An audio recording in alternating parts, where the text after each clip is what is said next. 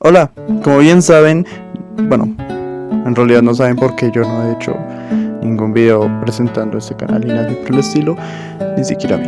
Pero bueno, como bien saben, soy estudiante de licenciatura en español y lenguas extranjeras y hay una materia en la cual nosotros vemos autores que han hablado de la pedagogía. Esa materia se llama Epistemología de la Pedagogía y recientemente tuve que hacer un conversatorio sobre una de las cosas que planteaba Paulo Freire, la cual se titula Virtudes del Educador, los cuales son 8 puntos que los da Paulo para nosotros ser no solo educadores sino buenos educadores. Y el problema con esto es que en la red hay varios videos tratando de explicar esos 8 puntos, pero hay uno en los cuales no se explica porque no queda del todo claro o simplemente pasa eso, no queda claro. Y en este video voy a hablar de los 8 puntos, en donde los 7 los voy a tratar aparte con citas de otros autores, mientras que con este punto en específico lo que voy a hacer es que lo voy a explicar más a fondo.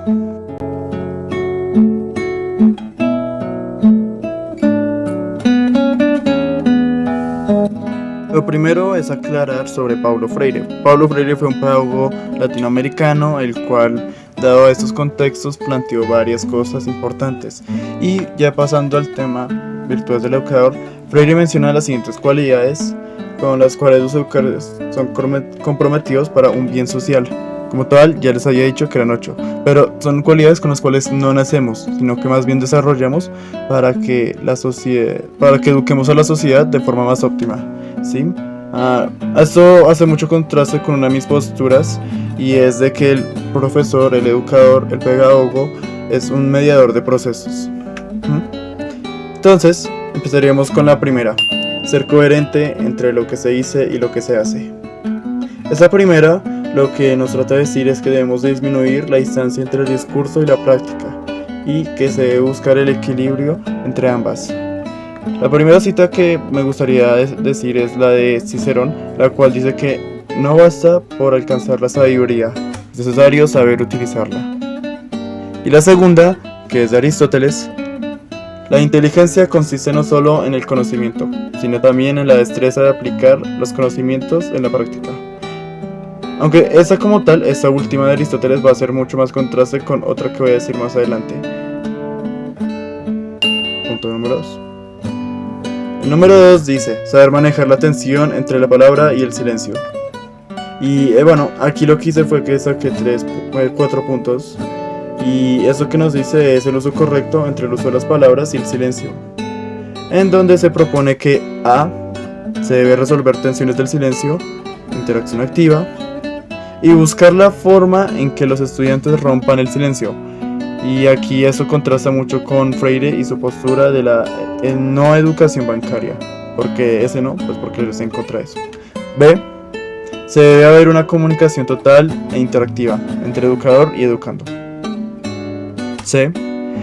Trabajar en el aspecto de escucha. Eso ya lo hice de por sí. Y D.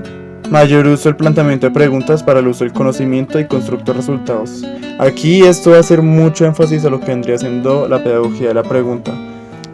Y de hecho, hablando de pedagogía de la pregunta, una cita de Rabindranath Tagore dice que saber preguntar y hacer preguntas es prueba de que piensan, en este caso refiriéndose a los estudiantes, ¿no?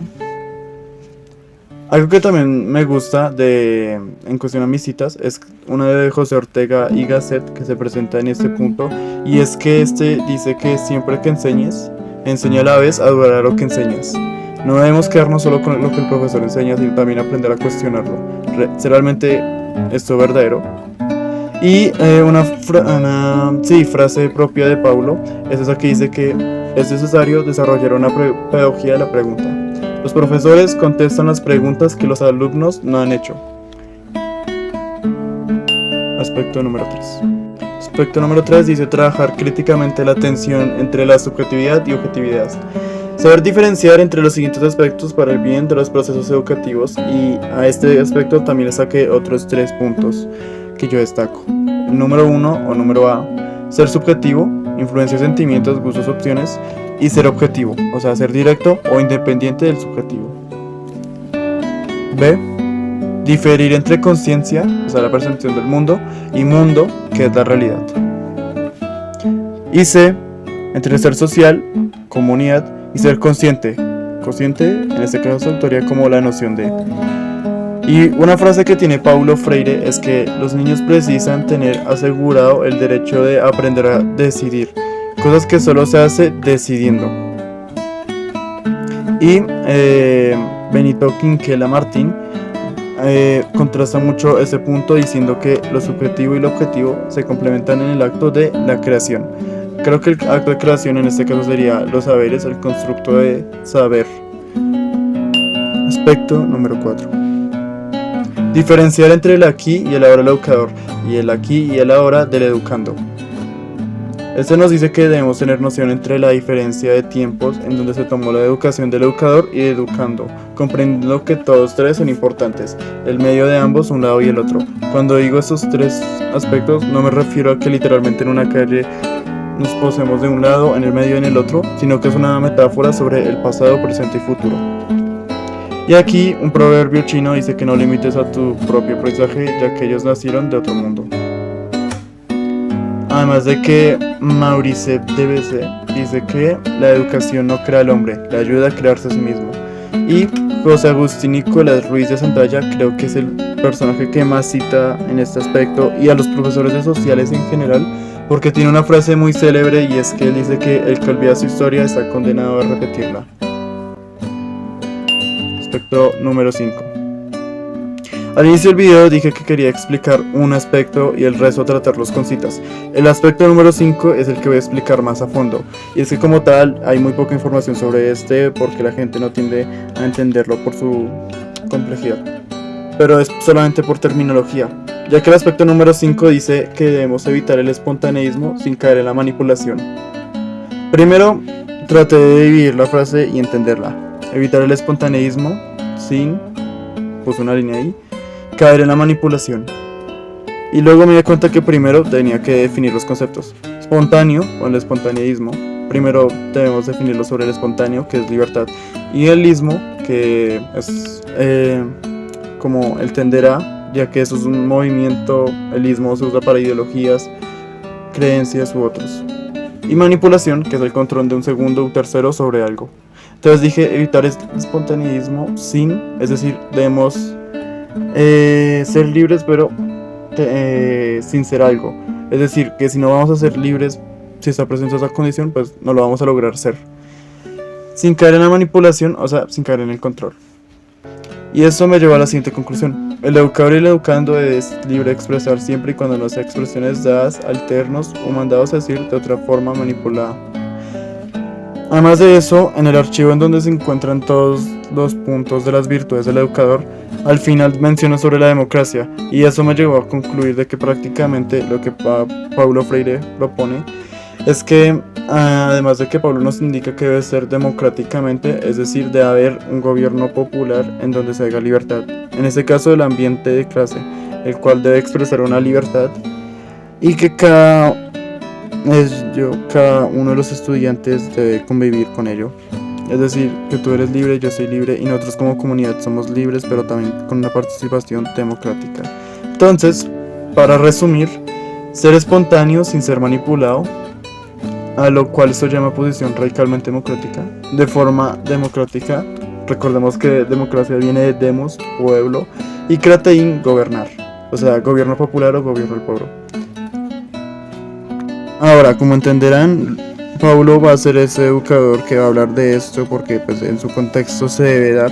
Recordemos que él escribió Pedagogía del Oprimido, entonces no hay tantas citas, no vamos a ver citas tanto de filósofos griegos como pensadores y pedagogos, a excepción de Paulo, ya que él tiene dos frases que contrastan con este pensamiento o esta reflexión. La reflexión que acabo de hacer, por cierto, la encontrarán en los comentarios por si la quieren leer, porque la reflexión como tal la hice un poquito extensa, ya que pues raciocinó, ya saben. Entonces, la primera cita: lucho por una educación que nos enseña a pensar y no una educación que nos enseña a obedecer. Y la segunda: hablar de democracia y callar al pueblo es una farsa. Hablar de humanismo y negar a los hombres es una mentira. Ambas citas de Paulo Freire. Punto número 6. Vincular teoría y práctica. Enseñó cómo el estudiante usa lo aprendido en situaciones o contextos que lo requieran.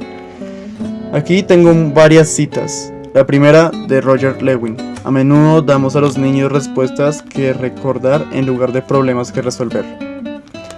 Ese punto queda muy claro porque como tal no debemos enseñar solamente las respuestas, sino también el cómo el niño usa el conocimiento aprendido en el aula de clase.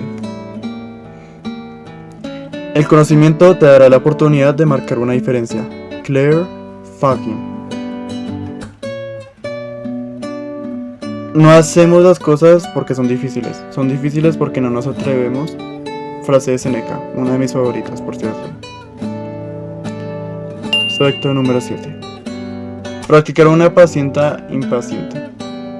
El docente debe mostrar paciencia, pero no tanto, y debe exigir agilidad, pero no de forma exagerada. Debe coexistir una armonía entre dos, y con ello se entenderá un buen manejo de tiempo como docente pedagogo. Aquí, este aspecto fue el más difícil de encontrar citas y de hecho me atrevería a decir que casi no encontré. Porque sí es cierto que no debemos darle tanto tiempo al niño para que haga una actividad que requiera poco tiempo, pero al mismo tiempo no debemos darle tan poco tiempo, entonces debe haber un equilibrio. Y el problema es que encontré citas como la paciencia es amarga pero su fruto es dulce de Jean-Jacques Rousseau. La paciencia es arte de ocultar tu impaciencia. ¿Qué hago aquí? Y el valor y respeto al tiempo determina el éxito o el fracaso de Malcolm X. Entonces, pues no es como que haya una cita así que defina muy bien este aspecto, pero no significa que no lo intentamos, así como el punto 5. Y último aspecto, el aspecto número 8. Como dije, el último aspecto, dice leer el texto a partir de la lectura de contextos. Y muy sencillamente, esto es para comprender las palabras, se debe comprender el contexto o en donde sea. Recordemos que el contexto puede ser un lugar. Entonces, Ignacio Estrada nos dice que si un niño no puede atender de la forma que enseñamos, quizás deberíamos enseñar como el niño aprende. El mismo Paulo Freire lo decía, nadie ignora todo, nadie sabe todo. Jacques Fresco también va a ser alguien que contribuye a esto, diciéndonos que no hay gente buena ni mala, hay gente criada en diferentes entornos en los cuales ellos crecen. Y la última, pero creo que más importante de todos los autores que he mencionado, María Montessori nos dice, no es suficiente que el maestro ame al niño, primero debe amar y comprender el universo. ¿Por qué querría una fea y desobediente niña? Porque es una niña maravillosa y yo la amo. ¡Adópteme, maestra! ¡Puede adoptarme! Espero que ese video ayude a contribuir un poco más a la causa sobre cómo ser un buen profesor, ya que como tal estamos todavía en una lucha de evitar la escuela tradicional. Y además que también entender un poco más los aspectos de la virtud del educador que nos propone Paulo. Sin nada más me despido. Adiós.